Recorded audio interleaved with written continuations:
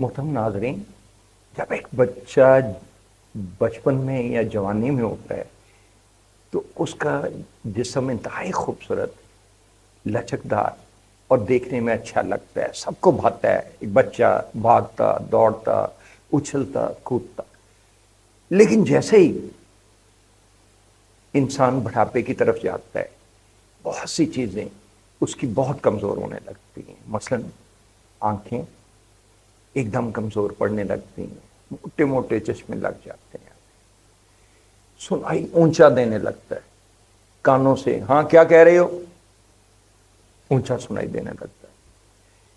حافظہ ہمارا، جس میں یادداشتیں ہیں بچپن سے لے کے جوانی تک، جب تک ہم یاد رکھتے ہیں سب کچھ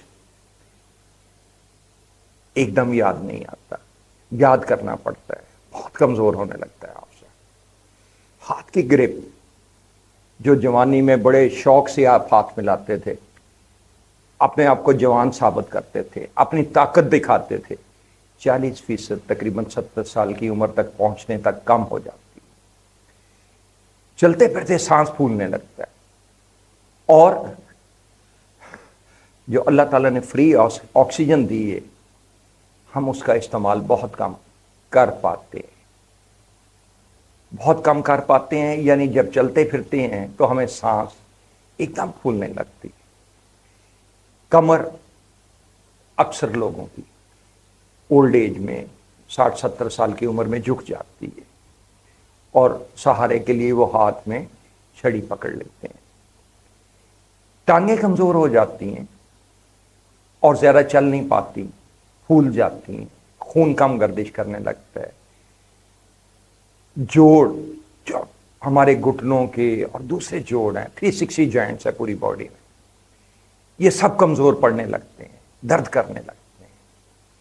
اور سر کے بال، یہ جو فریم ہے ہمارا، یہ ایک دم کم ہو جاتے ہیں۔ کیوں؟ کبھی غور کیا کہ یہ پانچوں حصے کیسے کام کرتی ہیں؟ یہ پانچوں حصوں کو اگر کمزور نہیں ہونے دینا تو ہمیں جاننے کی ضرورت ہے نا یہ کام کیسے کرتی ہیں۔ مثلا یہ آنکھیں، لینس جو ہیں ہمارے دماغ میں ہمارا عکس منتقل کرتے ہیں، جس کو بھی جو چیز بھی ہم دیکھتے ہیں۔ کان جو ہیں، ان کے اندر بے شمار چھوٹے چھوٹے سیلز ہیں، جو آواز آتی، جو آواز کی لہریں پیدا ہوتی ہیں وہ دماغ تک منتقل کرتے ہیں۔ اسی طرح ہمارے جو بال ہیں، ہمارے ہیئرز جو ہیں، ان کے فالیکیولز ہیں جو کم خون سپلائی ہونے سے کم ہو جاتے ہیں۔ یہ کمر کیوں جھک جاتی ہے؟ ہاتھ کی گرپ کیوں کم ہو جاتی ہے؟ ٹانگیں کیوں کمزور ہو جاتی ہیں؟ ہمارے جوڑ کیوں درد کرنے لگتے ہیں؟ یہ سارا کچھ آپ کے بس میں ہے اگر آپ ان کو کنٹرول کرنا چاہیں، یعنی اگر آپ بڑھاپے کی طرف ہمت سے صحت مند زندگی کی طرح بڑھنا چاہیں تو آپ کے بس میں ہے۔ آپ کو جاننے کی ضرورت ہے کہ یہ چیزیں کیسے کام کرتی ہیں اور ان کو بہتر کیسے رکھا جا سکتا ہے۔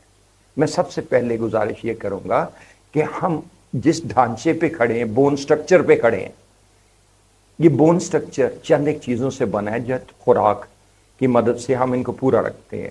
مثلا calcium, vitamin D, magnesium, phosphorus, silicon, copper and fluoride, ان میں جب کمی آتی ہے تو ہمارا یہ بون سٹرکچر پہلے تو ویک ہونے لگتا ہے، اور اگر ویک ہوگا تو کمر جھکے گی یا نہیں جھکے گی؟ پھر یہ C1 C2 کا جو ایریا ہے، جیسے آپ چارٹ پہ دیکھ رہے ہیں، یہاں سے ریفلیکسز آپ کی آنکھوں میں جاتی ہے، کانوں میں جاتی ہیں، اور ایون حافظہ جو ہے ہمارا، وہ نیورونز جو ہیں کام کرتے ہیں آکسیجن کی مدد سے، یعنی انریچ بلڈ جو ہارٹ کی، دل کی دھڑکن کے ساتھ پوری باڈی میں سرکولیٹ کرتا ہے، اس کی مدد سے کرتے ہیں۔ اور اگر آپ اس کے اجزاء پورے رکھیں، ان میں سبلکسیشن نہ آنے دیں، یعنی ان میں کمزوری نہ آنے دیں، آکسیجن پوری کی پوری لینے کی ان کی جو ضرورت ہے وہ پوری کرتے رہیں۔ کیسے پوری کرتے رہیں؟ مثلا ان کے اجزاء پورے رکھیں جو میں نے ابھی ساتوں کے ساتوں گنوائے۔ کبھی کبھی ٹیسٹ کرا لیا کریں، 4 مہینے بعد خون کی میکسیمم لائف ہے، that is blood life of red blood cell is just 120 days۔ اور جب آپ سیلز کو اپنے پورے رکھیں گے یہ وٹامنس کو پورے رکھیں گے، منرلز کو پورے رکھیں گے، کیلشیم پورا رکھیں گے، ان کے سب اجزاء پورے رکھیں گے جو ابھی ہم نے ڈسکس کیے، تو آپ کی کمر نہیں جھکے گی۔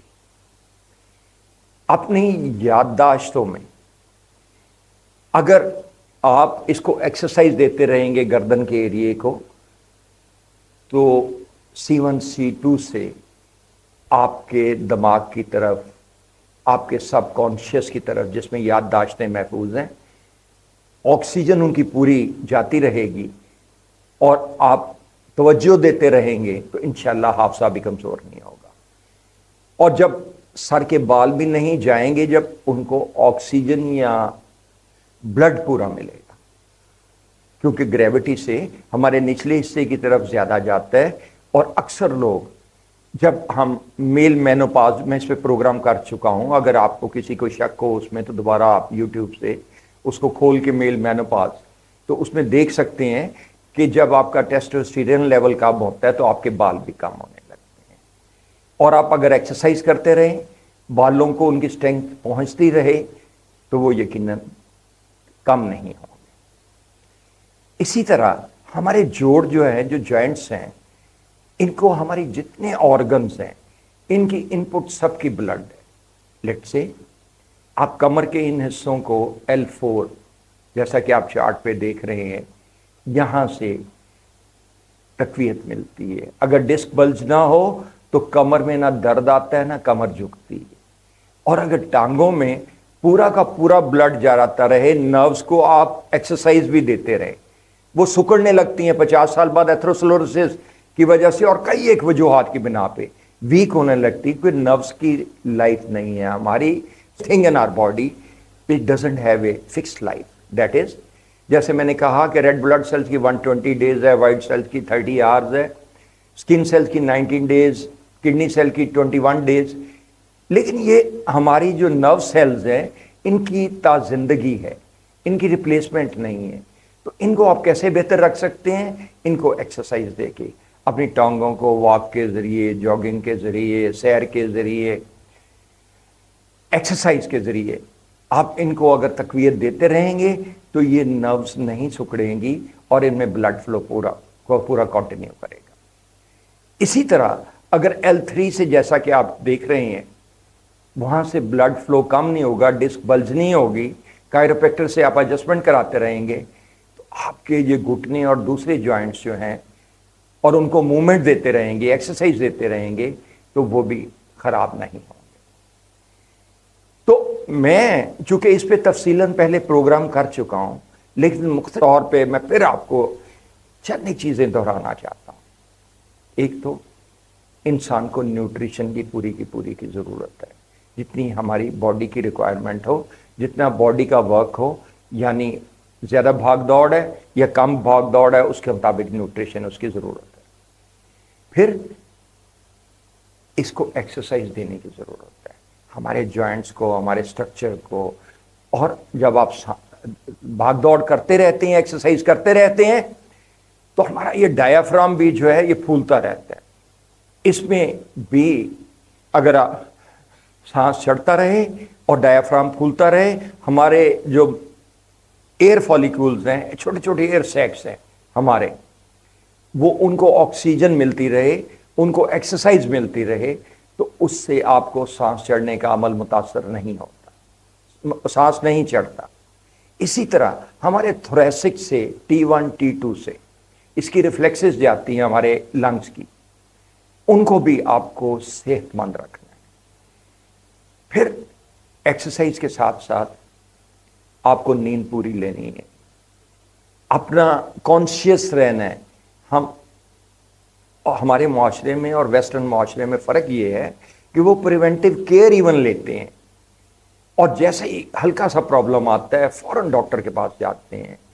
ہمارے یہاں اس وقت ڈاکٹر کے پاس جایا جاتا ہے جب سوچتے رہتے ہیں کہ کوئی نہیں، یہ پرابلم خود ہی ٹھیک ہو جائے گا، مسکولر پرابلم ہے خود ہی ٹھیک ہو جائے گا، کوئی بات نہیں، پھر چلے جائیں گے، کام چلاؤ۔ اور جب کام کاج سے بالکل رہ جاتے ہیں، جسم بالکل کام نہیں کرتا، اس وقت ڈاکٹر کی طرف جاتے ہیں جبکہ ڈیمیج کافی ہو چکا ہوتا ہے، اور اس میں وہ نقصان کچھ صورتوں میں پورا ہوتا ہے، کچھ صورتوں میں پورا نہیں ہوتا۔ تو اگر ہماری صحت ہے اس کو فرسٹ پریورٹی پہ آپ رکھیں، اور جیسے ہی پرابلم آئے نہ اس کو فوراً ڈاکٹر کے پاس آپ جائیں اور اس سے مداوا حاصل کریں جو آپ کو پرابلم آیا ہے۔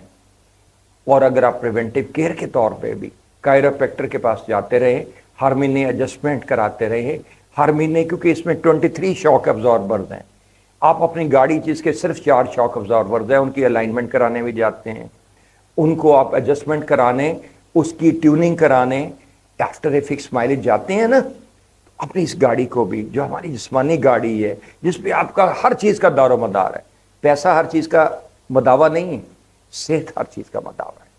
آپ پیسے سے تبھی انجوائے کر سکتے ہیں جب آپ کے پاس صحت ہے، اور صحت کو میری گزارش ہے کہ آپ نمبر 1 پرائیورٹی پہ رکھیں، اور اس کو اس کے اجزاء یعنی نیوٹریشن، ایکسرسائز، بھاگ دوڑ، اس کو توجہ، ڈاکٹر کی توجہ، اور اس کو نیند وغیرہ ہر چیز پازیٹیو تھنکنگ کے ساتھ دیتے ہوئے، اس کو فرسٹ پرائیورٹی دیتے ہوئے، اس کی ضروریات کا خیال رکھتے ہوئے، that is calcium, magnesium, phosphorus etcetera, جو پہلے ہم نے کاؤنٹ کی ہے، ان کو پورا رکھیں تو انشاءاللہ آپ بڑھاپے میں بھی صحت مند رہیں گے، اور اس اینڈ لائن کی طرف جو اللہ تعالیٰ نے ہمارے لیے متعین کی ہے اس کی طرف آپ صحت مند انداز میں بڑھیں گے۔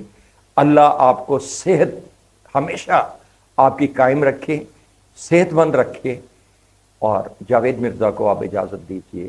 اللہ آپ کا نگہبان ہو۔ اللہ